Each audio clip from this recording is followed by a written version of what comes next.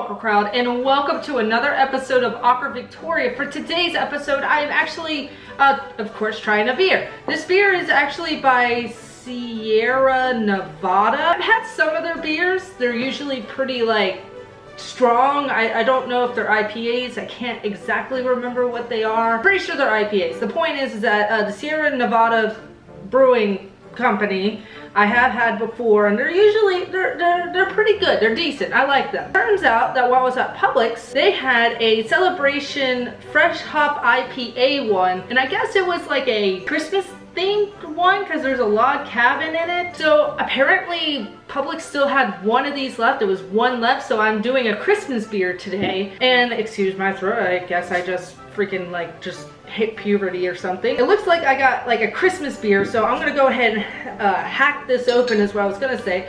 Pop this open and see what we have. If I can keep it like that. There it goes. All right, let's go ahead and pour this out for you guys. Let's see the color on this. I'm not expecting dark.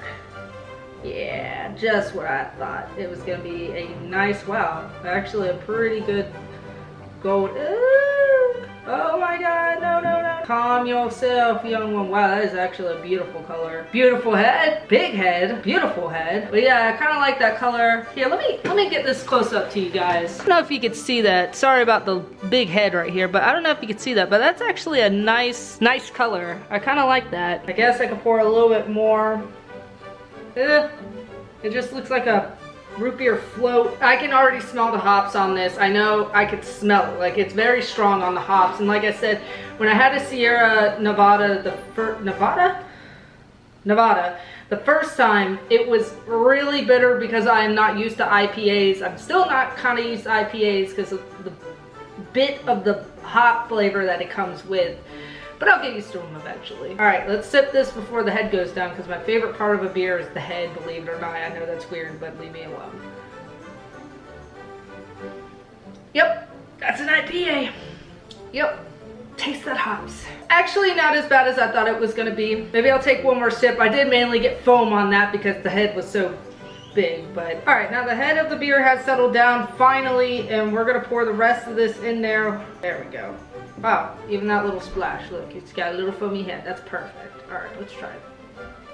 It's definitely bitter, but it's not unbearable on the hop flavor. Like, it is a little bit, but not too bad. We first brewed Celebration IPA in the winter of 1981. Each year we use only the first fresh hops of the growing season to create this complex and robust ale. Layered pine and citrus hop aromas balance against rich malt sweetness to shape this bold wintertime classic. It is pretty bold on the hop flavor, which I will agree with that. It is a bite on the hops. It's not as bad as it used to be. Maybe I am getting a little bit used to IPA hops, but maybe it's just this one's not as bad as some of the other IPAs I have tried. As long as it's not grapefruit. Grapefruit IPA is one of the worst ones I've ever tried. That's like grapefruit with IPA, and it was just awful. Alright, it also says, a special ale for the holidays, Celebration IPA features the first hops of the growing season. This pioneering ale is full of complex flavors and aromas from the generous use of whole cone American hops.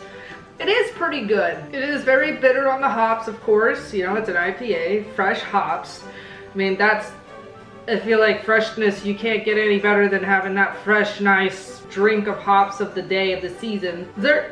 Actually, their bottle's not too bad looking. Kind of like it. It's got like a nice little Christmas look to it.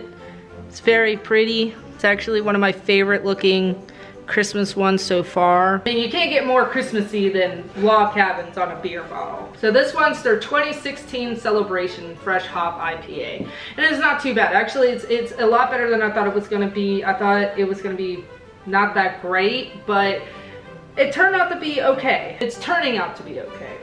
Pretty decent for an IPA. It's still got that bitter IPA taste, but for the most part, it is doable. It's actually not that bad.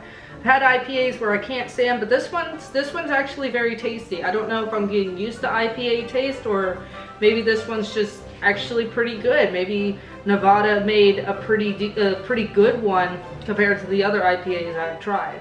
It is still pretty bitter though. The carbonation to it, there is a good amount of carbonation.